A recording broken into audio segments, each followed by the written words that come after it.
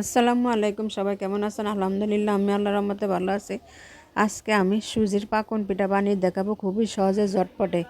এই যে আমি সুজির পাকন পিঠা বানানোর জন্য হাফ কেজি সুজি নিয়েছি আর 1 লিটার দুধ নিয়েছি। দুধটা জাল করে সেই আপনার যেভাবে সাধারণত চালের রুটি বানায় সেভাবে সিদ্ধ করে নিয়েছি। এখন ভালোভাবে মথে নিয়েছি, তবে মোতাটা ভালোভাবে মতে না লাগে। এখন ছোট ছোট করে লিচি তৈরি করে নিয়েছি। আপনাদের পছন্দ, আপনারা সাজ দিয়েও বানাতে পারেন। আমি আজকে হাতে পাকন পিঠা ডিজাইনটা তৈরি করে দেখাবো, আপনাদের বুঝি না সুবিধার্থে কয়েকটা পিঠা বানিয়ে দেখাবো।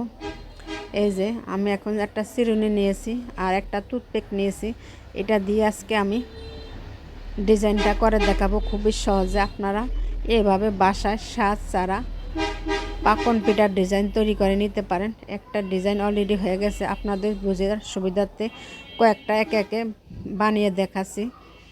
আপনারা এটা হাত দিয়ে না তৈরি করে বড় একটা রুটি তৈরি করে গ্লাস দিয়ে যে কোনো ডিজাইন কেটে নিতে পারেন, লম্বা গোল যেরকম ডিজাইন করেন।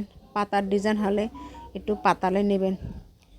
আমি সবগুলো আজকে পাতার ডিজাইনও দেখাবো কিভাবে করি। এই যে কয়েকটা ডিজাইন তৈরি করে দেখাচ্ছি ফুলের, খুবই সহজে। এখন একটা টুথপেস্ট নিয়ে নিয়েছি, আপনার চাইলে কাঁটা চামচ বা অন্য কোনো কিছু ব্যবহার করতে পারেন। খুবই সহজে ডিজাইনটা তৈরি করে নিচ্ছি। অনেক সময় দেখা যাচ্ছে সাজ পাওয়া যাচ্ছে না, তবে আপনারা এভাবে আপনার মনের মাধুরী মাখিয়ে এভাবে ডিজাইনটা তৈরি করে নিতে পারেন। আমার অলরেডি 2টা ডিজাইন হয়ে গেছে, আরও দেখাচ্ছি আপনাদের সুবিধার্থে। আপনি যে কোনো ডিজাইন তৈরি করে নিতে পারেন, খুবই সহজে আপনারা এই ডিজাইনটা তৈরি করে নিতে পারেন। আর এই পিঠাগুলো আপনারা দীর্ঘদিন সংরক্ষণ করে রাখতে পারেন।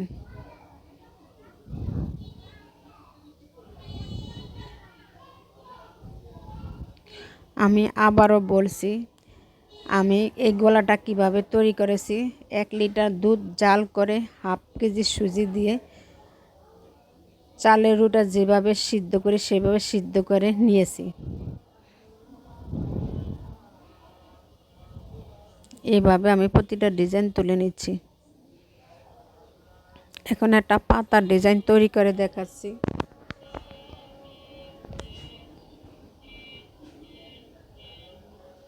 খুবই সহজে আপনারা এই ডিজাইনটা তৈরি করে নিতে পারেন। একদম রেডি হয়ে গেল একটা পাতার ডিজাইন।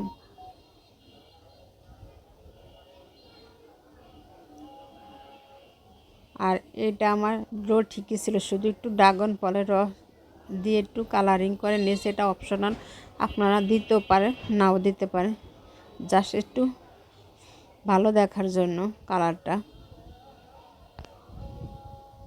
এখন আমি ভেজে দেখাচ্ছি। তেল গরম হয়ে গেছে, তবে হালকাভাবে উল্টিয়ে দিবেন। এরপরে চুলার আঁচটা হালকা মিডিয়াম করে রাখবেন। বেশি চুলা বাড়ানো থাকলে পিঠাটা ভিতরে কাঁচা থাকবে, ভালো হবে না। মিডিয়াম আঁচে ভাজার চেষ্টা করবেন। এই পিঠাটা আপনারা খালিও খেতে পারেন, অনেক ভালো লাগে। এখন সে ড্রাগন ফলের রস দিয়ে যে বানাইছি সেটা ফ্রাই করে দেখাচ্ছি। কালারটা দেখেন অনেক সুন্দর হয়েছে।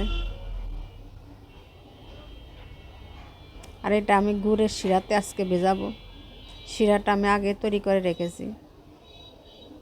আর পিঠাটা গরম গরম দিতে চেষ্টা করবেন, ঠান্ডা হলে রসটা ভিতরে যাবে না।